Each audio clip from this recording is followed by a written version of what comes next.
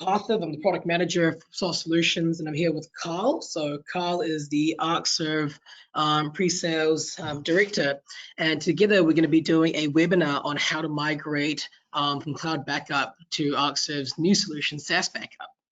So this webinar is recorded, so if you do want a copy of this webinar, let me know in the questions box below, and I'll send a copy to you. So next slide.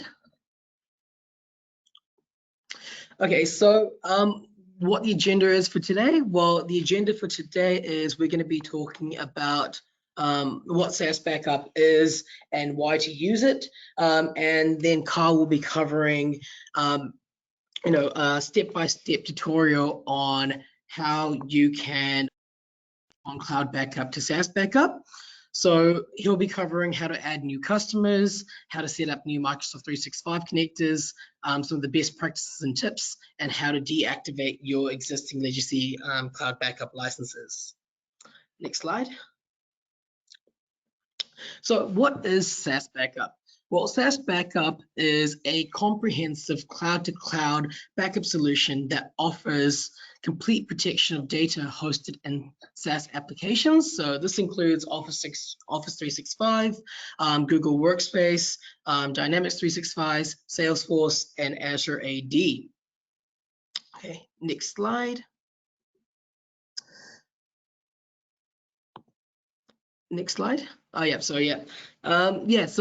Arcserve SaaS Backup, why to use it? Well, it offers complete protection of data stored in 365, Dynamics, Azure AD, Salesforce, and Google Workspace. But a couple of the key reasons is, one, it's simple to set up and it takes less than 5 minutes.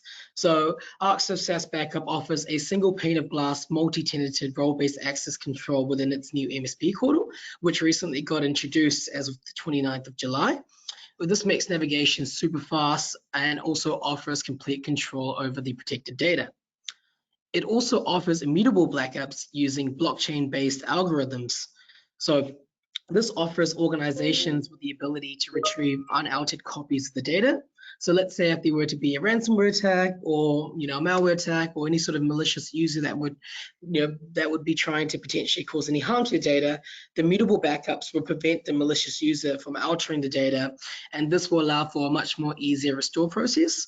So your previous versions of your backups will not be affected.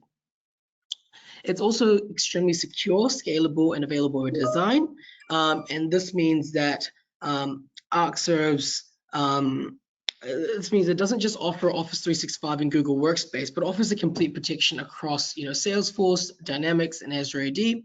All you have to do is kind of add a new connector for what you want to back up. And Carl will talk a little bit more about this in the demo. It also offers a universal restore view with plethora and restore options. So the data is very secure as it offers AES-256 encryption to data in transit and data at rest with a default 30-day delete retention. And we all know that data can be accidentally deleted. So, I can tell you that I've deleted, folders, backups, and emails multiple times without realizing. And, it's because we deal with large chunks of data. So it definitely does come in handy. So yeah, now I'll pass it on to Carl, who will be finishing off the rest of the presentation and be doing a demo. Cool, thanks for that. So look, I think as you've kind of covered off, this is a solution. I think the demand in the market's already there. I don't know that I need to go into too much detail on why you need to back up SaaS applications, but yeah, certainly I'll give you a sort of a quick overview of the key capabilities of the solution, and then take you through the migration piece of moving your customers where you have been using our legacy Cloud Backup over to SaaS Backup. So as Parthiv kind of touched on, I guess, we do have quite a comprehensive coverage. Zendesk is quite new into this as we're releasing that, but yeah, certainly very comprehensive coverage across 365 and Azure, but also then into Dynamics, Google Workspace, and Salesforce. And this list will continue to evolve and expand, which helps as your customers, move through their transition into the cloud. From a Microsoft side, this solution offers far more comprehensive protection compared to what we're doing in cloud backup, specifically things like including the online archives and public folders, groups and teams, coverage there, OneDrive as well as the Microsoft versioning. Same with SharePoint, we get the versioning. SharePoint was one of the biggest challenges we have with our legacy cloud backup, because it was simply backing up the documents based on the users that were selected. And what we're finding is most of our partners, they want to know that the entire SharePoint's backed up. They don't necessarily know who were the owners of the files, or if a migration account was used, it's not there anymore, or someone's left and someone else is working on those same files. So this solution will back up the entire SharePoint regardless of who is selected for backup. It'll back up the entire sites that are selected. And then not only the document library, but right across the site, sites, the lists, collections, and so forth. And I'll take you through a little bit of that detail as well. Public folders also included with Exchange, Azure AD. So if you delete a user and subsequently that deletes the mailbox, well, we need to be able to put the user back for you to then restore the mailbox. So having that Azure AD protection is really important. Same thing with groups. If something's gone wrong with a group or it's been deleted, whether it's a distribution group or a security group, being able to put that group back with the members in it. Logs come up quite a lot with a lot of partners because Microsoft only keeps Azure logs for 30 days. So having that backed up and giving you that metadata and being able to get back to it for auditing is really important. So we include Azure AD for free when you're backing up 365. So that is an option that you can go and add. And obviously with the groups and teams, having the groups file folders and versioning there is important as well. But going on from that is obviously a little bit more into some of the detail, right? So I've talked about the in-place archives as an example, the teams, it's the conversations, the channels, the posts and replies, the public and private channels, the SharePoint that's integrated in there, and the wiki pages, the OneDrive comprehensive coverage and the versioning, and all the way through to SharePoint with things like the permissions. I don't think there's any other vendor that backs up SharePoint permissions and then restores the permissions back. And that's really important. It's not just about the backup. Can we recover something as it was? If I restore a whole SharePoint, I'm expecting that my HR, the execs, the permissions are there as they should be. So that's really important. But yeah, comprehensive coverage there. Even things like Teams chat, we put the chat messages back in the group. We're not just going to give you a HTML file that recovers them. PST downloads are option, in-place restore I've just talked about. The ability to instantly share the data. So if someone's got a large amount of data that they quickly need access to, you can create a public link and give it to them, and immediately they can get their files. And then we can go kick off a restore, that kind of thing. So there's a lot of capability for instant coverage and recovery there as well. Data center we use for Apex, based out of Sydney. We have 2 data centers there that have an active configuration. So we have a highly available solution. It's getting it out of Microsoft, putting it into a private data center. We have immutable technology there, as Parth have talked about. And what you'll see in this product as I take you through it is it's highly scalable. So we've built a very scalable architecture from the data center side, as well as the API side in terms of how we scale and ingest the data, but also right down to the way you deploy the solution can also be quite scalable in that we can, we can scale sideways or, that kind of thing. So I'll take you through that and give you some insights into how we can protect that. Before I go into the demo, what I do want to do is also cover off the MSP management piece. I think this is really important, particularly if you've come from our cloud backup. So what we've done is we've put in, you'll see a new option in your MSP portal that you have with us called SaaS Backup. I think it even says new. And when you click on this, the first time you have to provision what we call the MSP parent account for SaaS Backup. So this is enabling the SaaS Backup partner portal. You need to put in an email address for you as the partner. That is your initial email address used for the parent account.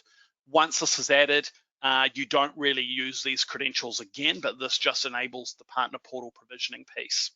The second step is much like Cloud Backup, is you add in the sub-accounts for each of your customers. So when you click this button, it'll pop up with a sub-account setup, and this is where you need to put in a unique email address for each customer. This is really important. It will not let you use the same email. If you're wanting these to all go to an internal mailbox, then you'll need to create aliases or use a group or a distribution or something like that, because each sub account needs a unique email address, and it'll have a username and password. So this can be used to log into that portal. You could give that to the customer, or from within there, you can also add in additional users or go further down into single sign-on and that kind of thing. But once you add the sub account, what we do, and you can sort of see the SaaS Backup there, the sub accounts. When you click on a sub account, it'll give you a bit of an overview from the MSP portal. But the way you use the solution is you select a sub account and then you click the manage button, and that takes you into the SaaS portal for that customer account.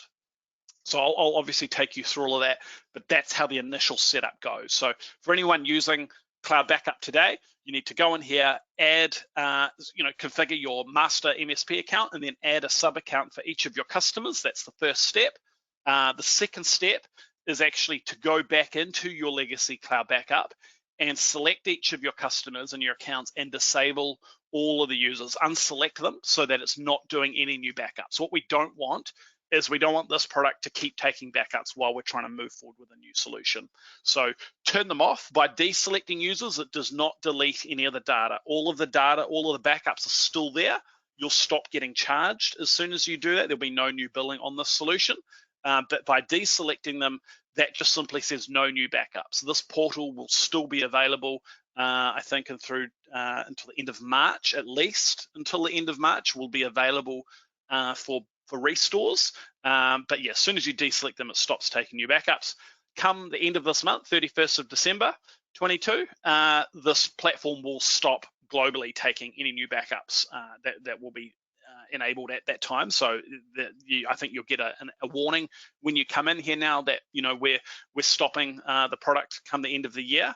But I can let you know, despite what that message says, the data will still remain and work as it's designed to be recovered out of here at least until the end of March. So this will just give people a bit more time to get anything out or retain that retention for a little longer. So again, Cloud Backup, select each customer, go into the services and deselect all the users from there. And yeah, I'll take you through now in a demo of how to actually go and provision those users. So what I'll do is I'll jump in here, and perhaps what I'll do is I'll just touch on the Cloud Backup. Again, when you click on this, it does pop up with an error. I think I've already just clicked on it before and acknowledged that, but you select each account, go into services, it'll list them. So any users that are still ticked, just come in here and go clear all, and that will in fact do all pages if there's multiple pages of users. I think it only displays up to 100 users per page. So that's where you will see that. And then under SaaS Backup New, as you can see here, click on that. Again, the first time you do it, it will create the partner account, and you'll see that gets listed up here. I've used an old email address here. That becomes the partner. You have no need to click on this button and log in as the partner. You're going to do all of that down here. So when you click Add Sub Account, you put in your customer's details with a unique email here, and that will create the sub account. And then to start using or managing this or adding users, like I've got a bunch of users here or connectors that you want to start protecting, you go into the Manage button on the right here. So what I'm actually going to do is I'm actually going to log in directly into a demo account here. And this will take you through to what a customer experience is. So when you go and manage a sub account, what the first thing is really important is you're not adding multiple customers in here. This is for one of your customers.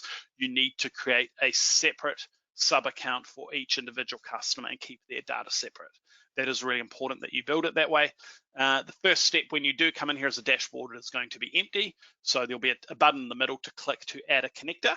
Otherwise, we do that over here on the connectors page. So if I go over here, and I'm going to scroll down, I've got a whole number of here. I've got a whole APAC team that uses for demos. But down the bottom here, add connector, you can see here 365, Google, Salesforce, Dynamics, and Azure AD. So 365 and Azure AD, generally they're your default ones. You add the 365, go and add the Azure AD. It's included for free. But with 365, when you add it, really, really simple. The first thing is generally we recommend using an incognito window. We are going to hand you over to Microsoft to modern authenticate, so it can handle the full 2FA. And if you're already logged into Microsoft, that's when you can kind of run into a situation where it's using the wrong account. So sometimes an incognito is a good idea. Otherwise, just make sure when you proceed in the very next step, when it hands you over to Microsoft, that you're selecting the correct customer that you're intending to add in. Now, what we need is a service account that's been created. It needs to have global admin rights for us to do the initial setup. We're basically going to get you to click a prompt. In fact, I'll show you right now what that looks like.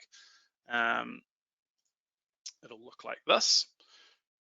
And you just click accept. So we're going to automatically set this up for you. So really, really easy, but we do need global admin rights for us to set these permissions. Once we've got those permissions, feel free to remove the global admin user if you want to for whatever security reasons, but that will ensure we get the setup. If you're wanting to back up Teams today, we need that user to be licensed for Teams because it will get added into each of the Teams groups, and we can't back it up without it being licensed. Now, it is something that Microsoft are releasing new APIs on, and we'll be able to remove that requirement in the future, but right now that is a requirement. We need it licensed for the Teams data. And it does mention there, proceed with an incognito window. So look, first step, it'll get you to log in. Second step is accept those permissions, and then it will pop up with something that looks like this to get you to configure the connector. Now, by default, it's got everything selected. I can generally say if you've got under 50 to 100 users, you can probably just leave them all selected if you're wanting to back up everyone. We're not going to charge you for shared mailboxes or resource mailboxes, but any active user that's licensed will automatically get picked up. Now, in terms of the deployment and the scalability within this product, what you can do is you can add a connector and you may just select Exchange and disable the other options. And then you add another connector to do the OneDrive, and then a third connector to do SharePoint and Teams. And what that does is you've now got 3 connectors, and in parallel, we can back up all of that data at the same time much faster than having it all in one connector where we have to sequentially work through all of that data set. It can even be scaled further. You can go into an Exchange and you can create like dynamic groups to say back up the first half of the alphabet in one connector and the second half in another. So this has a lot of ways to scale. There is also the capability to have certain groups that you back up. So everything, and the way we encourage you to configure this is go into Azure or 365 and create a group. So it could be a security group, distribution group, any type of group. Create a group and put the users in there that you want to back up. And then you select that group in here. That's how it's designed to work. You can, of course, refresh this and it will show you who has been selected. Otherwise, you can go and select a specific group or remove users from here if you need to. But yeah, you should really manage it via a group. What that means is you don't have to come back into here when you're in Azure and you're in 365, you're creating a new user, put them in that group. This will automatically pick them up for you. But you could have a different scenario where you've got a group of executives, and you can actually provide access to those executives, perhaps to log in and access their data, and a separate group maybe that gets the rest of the staff. And if there's a manager there, you might not want that manager accessing the executive group. So, you know, we can control access to this platform based on the connectors as well. And that might be another scenario where you, you know, have different connectors for different groups of users. Also for retention requirements, we have the ability per connector to set retention. Now, by default, it's unlimited. So you get a backup every 12 hours. So that's 2 times a day. And we keep those backups forever. You can turn on retention. My demo is already set to 1 year here, but you can turn on retention and say, look, only keep for X number of months or years. So again, you could do that by connector if there's different requirements there for sets of users. But going back into Exchange, again, create your group, select your group, will automatically back up those users, will include all the public folders by default, and you can see there, tasks, mail, mail includes notes, calendar, contacts, and in-place archive is all included there. Unlimited storage, again, it's backing up from Microsoft to our data center, so you don't have to worry about bandwidth. There's no cost of in or out or the size of the data. It's all unlimited storage and licensed per user. With OneDrive, if it's a small customer, you may just have it enabled in the same one, and by default, it will actually link it with the Exchange user selection, so it'll just automatically select the same groups for you. Otherwise, you can override that and change as needed, and it includes the file versioning. So if someone's working on a file throughout the day, we'll also pick up all of those versionings in the backup. So yeah, if a user is backed up in any one of these components, particularly Exchange, OneDrive, and SharePoint, then they're automatically included for everything. So generally you're not backing up someone in Exchange and someone different in OneDrive. They're licensed for the whole lot the minute they are backed up. But yeah, obviously Exchange and OneDrive is per user. Once you go to SharePoint, it changes a little bit because we're backing up the entire site. So auto add new sites, we automatically select all the sites.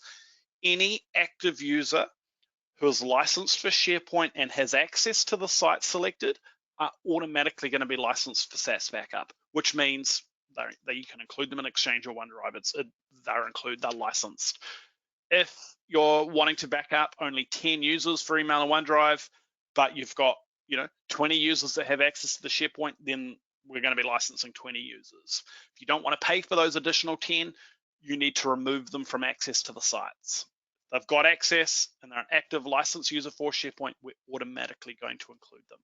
So that's really important. I don't want you to sort of run into a problem where you didn't realize that that the SharePoint was going to incur additional cost. I'll just bring that slide up there.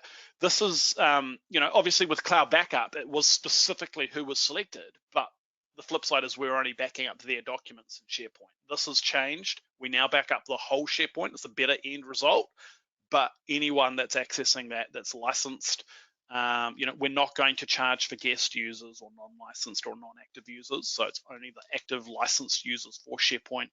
They will automatically be picked up. If you're doing this and then you also back up teams and groups, it doesn't really impact you at all. There's no additional cost there. If you only back up groups and teams but not SharePoint, we also don't charge for that piece. But yeah, when you are backing up SharePoint and groups and teams, it's really just based on the SharePoint users. So yeah, that's how that works. There is also, I've just put a couple of pages here on the Microsoft throttling. Obviously, I've talked a little bit about the scalability when you deploy it.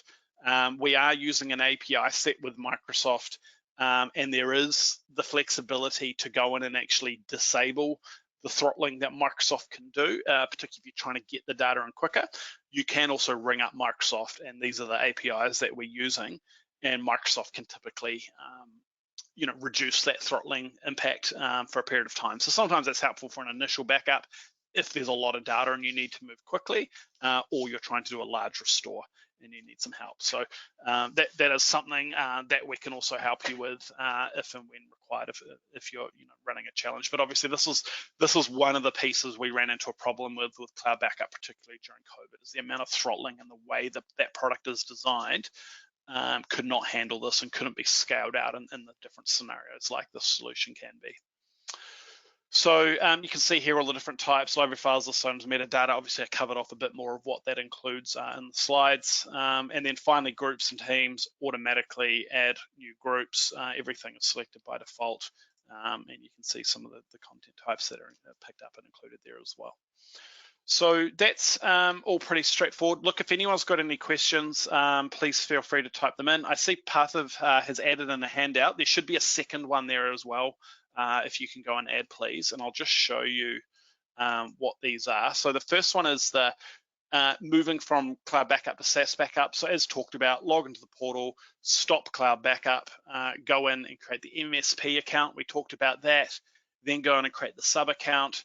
And then go into Cloud Backup and disable all the users. Finally, at some point, obviously go back into Cloud Backup and delete the accounts. If you don't need to retain that data in our account anymore, go and delete it, and that removes it from there as well. So that's sort of the end result we're hoping everyone to get to, is actually remove their data out. But otherwise, as I mentioned, at some point it is going to be completely turned off. So that's the Cloud Backup piece. I've then got a second handout there. And this has a little bit more, it again talks through the same steps there, and then it talks about adding the connector. We recommend don't use Internet Explorer. Talked about authenticating, so there's the sign into Microsoft, the permissions that we just touched on, and then we talk about the different connectors, and I've even denoted it. One connector for Exchange, one for OneDrive, one for groups and teams. So look, it is best practice standard.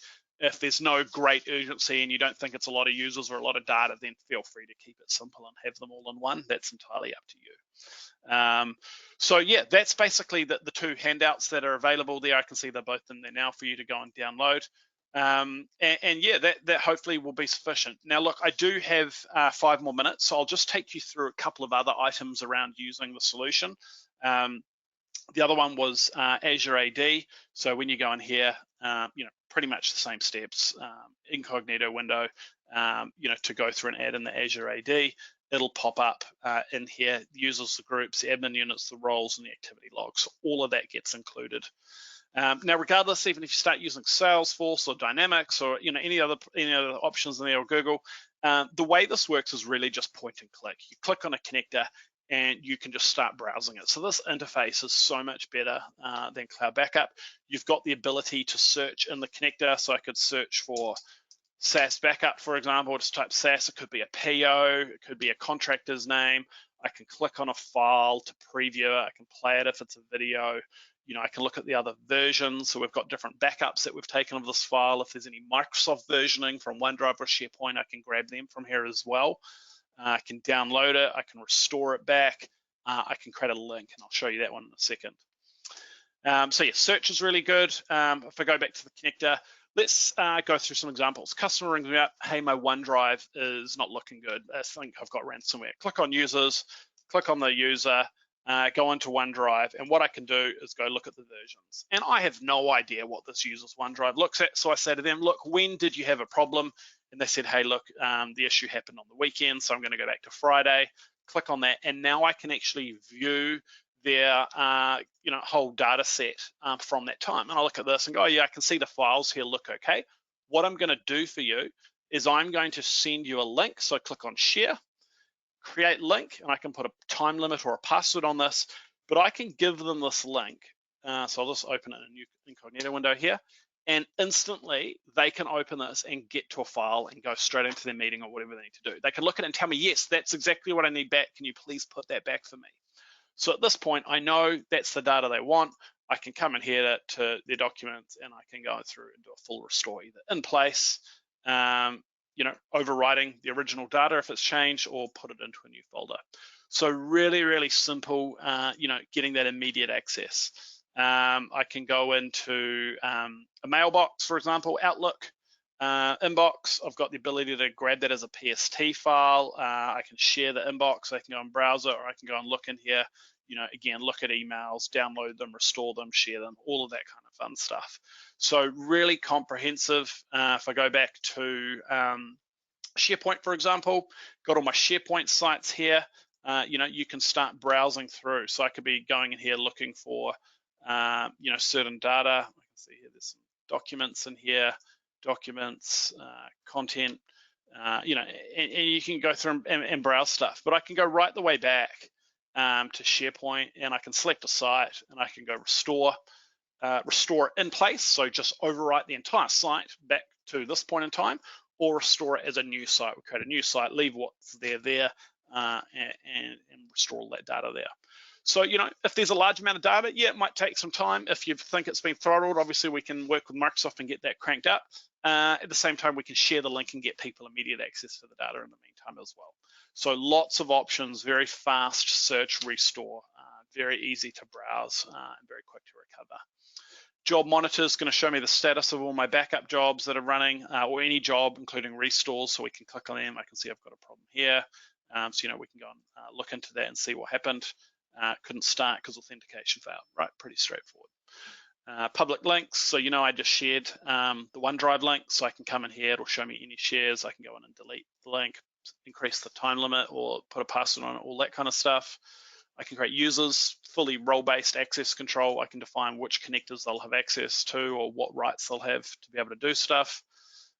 Also got a full audit log, so particularly from a customer perspective, they get a bit of transparency on who's accessing this data and what searches they're doing. This is very comprehensive. If you look here just now, New Zealand time, over the last 10 minutes I've been doing a demo, a lot of logs for everything I've clicked on, restored, searched, all of that's all there.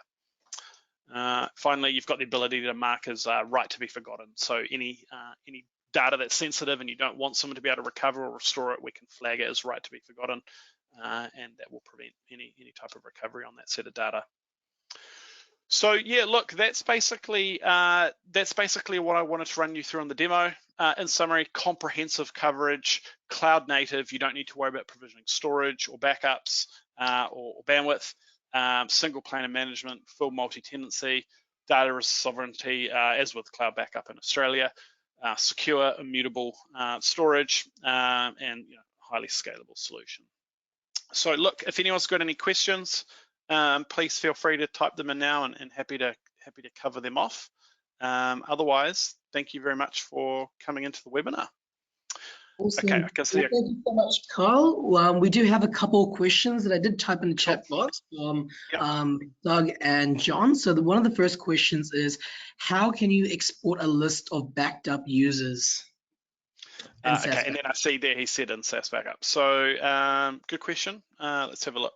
I actually don't know the answer to that, but let's have a look. So, okay, actually, I've just realized it's very simple. So with SaaS Backup, what's really important to know is that we've made this a lot more scalable, and the way the user selection is done is based on an Azure AD or a Microsoft 365 group.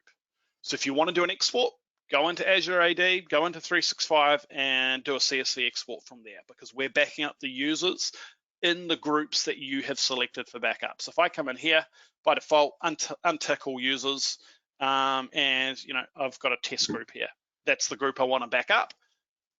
Refresh this. Oh, there's only one user in it. That, go into 365, export the list. So we don't have an export in here, but we're using the groups and syncing that. Every time we do a backup, we check who's in that group.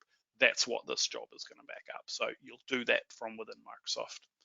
In terms of viewing the seats, what we have under the dashboard for a connector, it will tell you the coverage. Now, the challenge here is a little bit that the coverage isn't necessarily what you're going to be charged, because we could be backing up guest users or non-licensed users, including their data. So we are building out an API piece to get that, billing seat coverage pulled into the MSP portal, but it may not be entirely reflective of what you'll get billed, because this may include shared mailbox users, as part of that coverage, for example, that are free. But yeah, if you deploy it and you've got any concerns around that, if you're unsure with the SharePoint side of things, log a support ticket and ask them, can you please look at my connector and tell me what the license count is? So that's probably the easiest way, if you're unsure, to get some validation on what that looks like. And I just saw there, John, your question around the recording. Yes, that is, I'm assuming it's being recorded. Is that right? Yeah, it is. It's recording now. So that'll get sent out to everyone. When Parthiv ends the webinar, he'll make sure that that's attached. So yes, you'll have a copy of that as well. And in the handout that's been attached, I think there's a link as well to a 15-minute demo on how to set it up. So that just goes to a YouTube link. You can click on that, and I run you through these steps as well. So you've got a lot of access to the content. But yeah, we are quickly running out of time to get any final partners moving their customers over before that legacy solution is turned off. But I think you'll find this a much better product and much more reliable. So yeah, thank you for organizing this webinar, Parthiv, and thank you for everyone that's come along today. We really appreciate your time, and obviously if you've got any questions, just reach out to myself or Parthiv, and we can help you through that. Awesome. Well, thank you so much, Carl, and thank you so much for the attendees that attended. Appreciate you guys a lot, and thank you so much.